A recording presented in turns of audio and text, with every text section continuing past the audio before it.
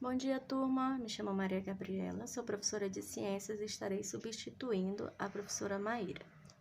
Para o nosso primeiro encontro, eu preparei uma aula sobre luz, ok? Então, turma, bom dia novamente. Vamos começar, tá bom?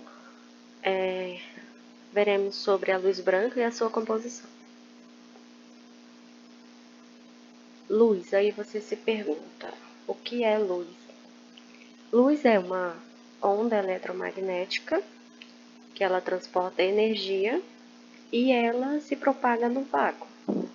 Para ficar mais claro, você pode imaginar como que a luz do Sol consegue chegar até a Terra, pois entre o planeta Terra e o Sol existe somente o espaço, só o vácuo, e ele consegue chegar até aqui a luz, né? Então, é devido a essa característica de ser uma onda eletromagnética, consegue se propagar no vácuo e carregar energia, certo?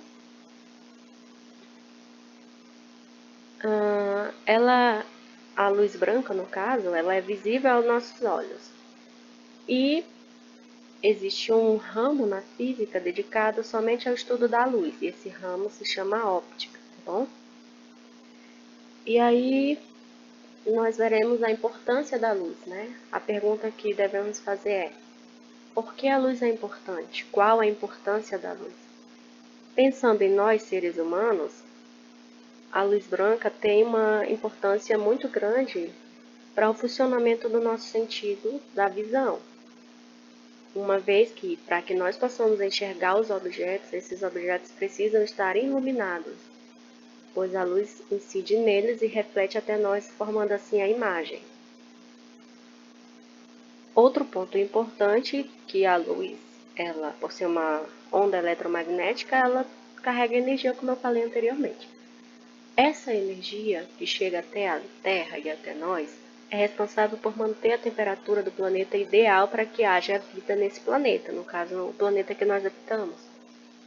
Outra coisa é que as plantas utilizam dessa energia da luz solar, a luz branca, para fazer sua fotossíntese. Quando a planta faz a fotossíntese, ela libera o oxigênio. Nós utilizamos esse gás para respirar e sobreviver.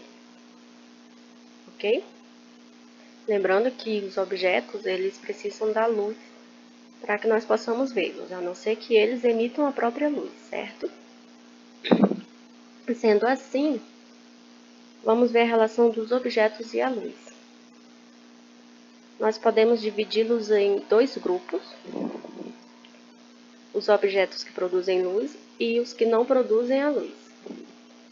Os objetos que produzem a luz nós chamamos de fonte primária de luz. Os que não produzem, fonte secundária de luz. E quais seriam? Um exemplo de fonte primária de luz seria o Sol. O Sol emite sua própria luz. Como você sabe, todos os dias nós podemos olhar durante o dia e não diretamente, pois pode machucar o seu olho, mas nós podemos ver a luz branca do Sol batendo nas casas, refletindo até nós, e assim nós conseguimos enxergar os objetos e as cores. E as fontes secundárias, que são aqueles objetos que não produzem a luz própria. Por exemplo, nessa imagem você vê o Sol e você vê uma planta. A planta, ela está recebendo a luz solar e refletindo essa luz. Nós só podemos enxergar essa planta no claro, quando há a presença de luz branca. No caso, pode ser uma lanterna, pode ser uma lâmpada ou pode ser a luz do sol. Mas nós só conseguimos observá-la desde que ela esteja sendo incidida com um tipo de luz, tá bom? Diferente do sol, de uma vela ou um celular se estiver com a lanterna ligada, ou uma televisão se estiver ligada, nós conseguimos enxergá-los, pois eles produzem a própria luz, tá bom? Porém, um sofá, uma cama ou uma parede, nós só enxergamos quando incide alguma luz neles, ou seja, não produzem a própria luz.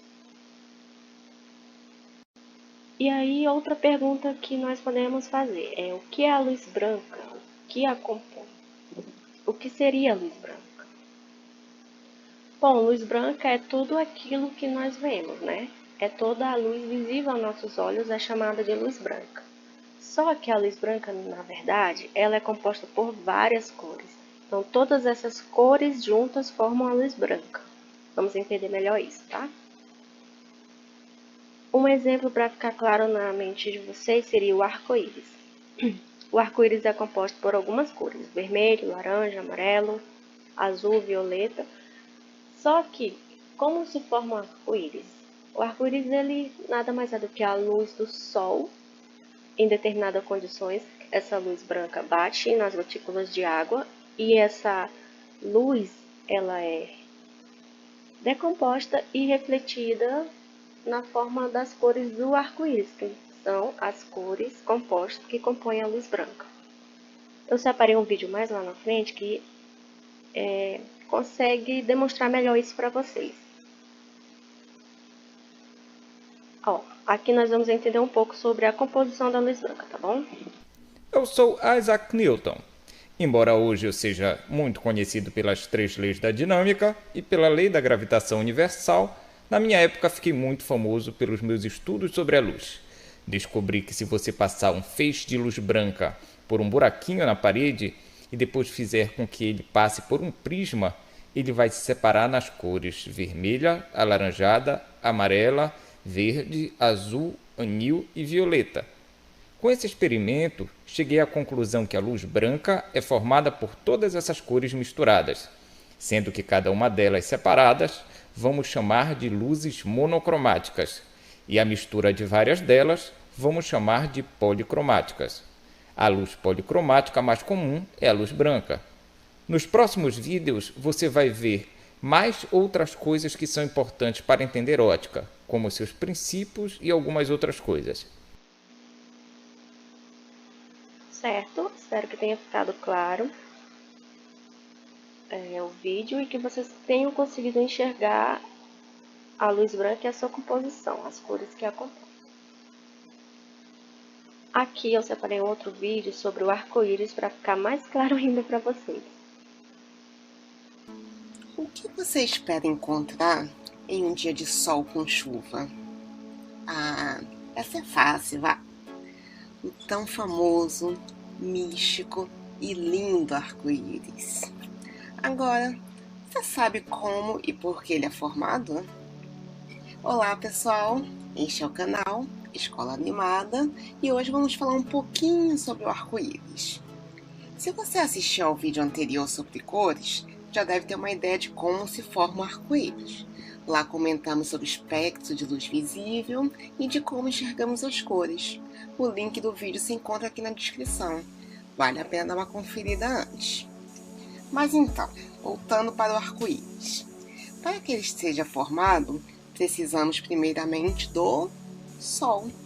Mas por quê? Porque precisamos da luz branca do Sol que traz consigo todas as frequências de luz visível. Ok, mas e o papel da chuva, qual é? Quando a luz do Sol encontra as gotículas de água suspensa no ar, a luz do Sol refrata, isto é, passa através das gotas, se decompondo em diversas frequências.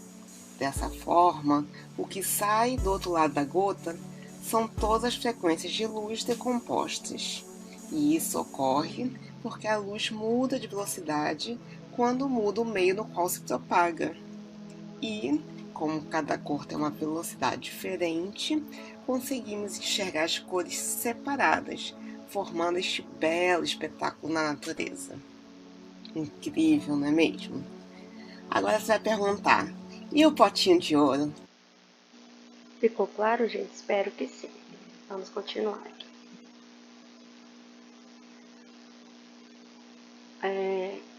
Aqui eu separei para vocês um outro vídeo sobre princípios da propagação da luz. Vocês vão ver como é que a luz ela se propaga, ela se move de um lugar para o outro, tá bom? Todo estudo da ótica é embasado em 3 princípios. O primeiro diz que a luz se propaga em linha reta.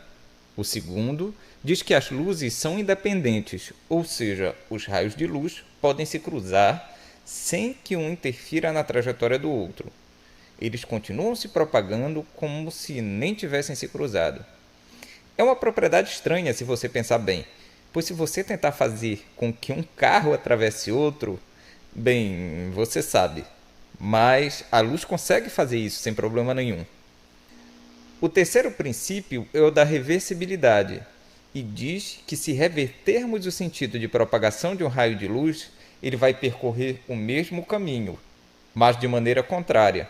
Então, bem aqui eu vou colocar a luz batendo nesse espelho, batendo bem aqui nesse outro e entrando bem aqui nesse aquário.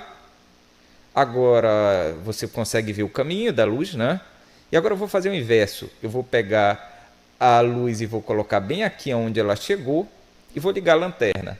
Então você nota que o caminho que ela faz na volta é o mesmo e ela chega exatamente aqui aonde ela foi emitida da primeira vez.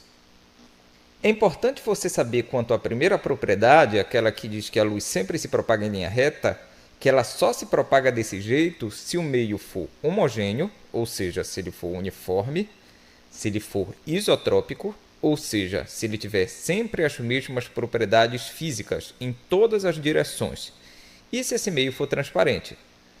Para você entender isso, veja o efeito que ocorre quando a luz tenta passar pelo ar quente próximo ao asfalto. Como as temperaturas são mais altas perto dele e mais baixas longe do asfalto, esse meio não é isotrópico, e assim a luz não se propaga em linha reta, mesmo o meio sendo transparente. Aqui você já vê um meio não homogêneo, ou seja, não uniforme. Certo, turma? Eu espero que tenha ficado claro o assunto para vocês. Caso tenham alguma dúvida, vocês podem ler o livro. Podem não, vocês terão que ler o livro na sala de aula, a página 113 e 114, para poder fazer a atividade, tá bom? Os alunos que têm acesso à plataforma, lá estará uma atividade para vocês fazerem. Se tiver algum aluno na sala que não tem acesso à plataforma, esse deverá fazer um mapa mental das páginas 113 e 114, tá bom? Destacar, colocar seu nome à turma e entregar para o coordenador, certo?